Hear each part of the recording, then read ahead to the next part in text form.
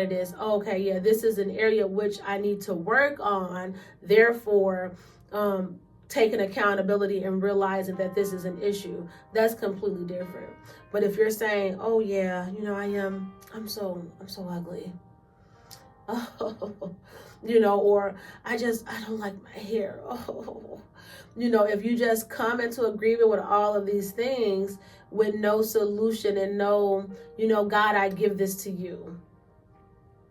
A lot of people, they ask me questions about my prayer life, and I say, I give everything to Christ. Even when people look at my hair, they're like, oh, your hair is so beautiful.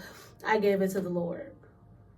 I grew up hearing a lot of negative things, and for a while I had so many strongholds because that is just what I believed. But it was not until I began to change the way I thought and the way that I spoke that things began to change.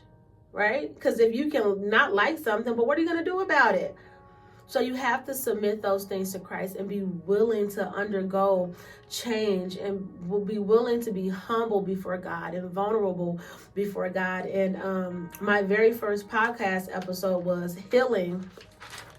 And I think even for me, it was healing to do that episode.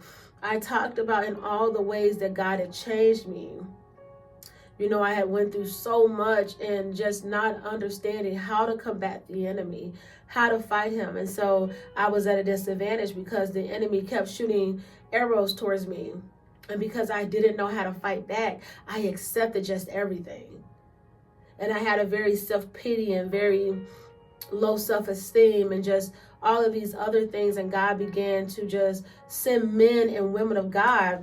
And that's why I say it's so important to have men and women of God, right? Because the Lord had began to send men and women of God who would speak life into me.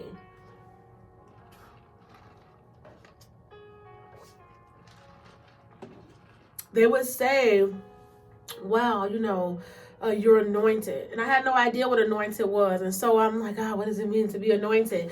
And where people would say, oh man, you're so special. You got so much potential. And I began to cling on to the positive more than I clinged on to the negative. And I began to tell myself, the very positive thing that God wanted me to know. I am a daughter.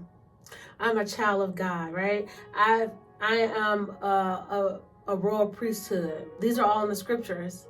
I am loved. I'm a friend of God. So I began to understand that though these things were spoken to me by hurt people, in order to be healed, I had to understand who God called me to be. So strongholds, when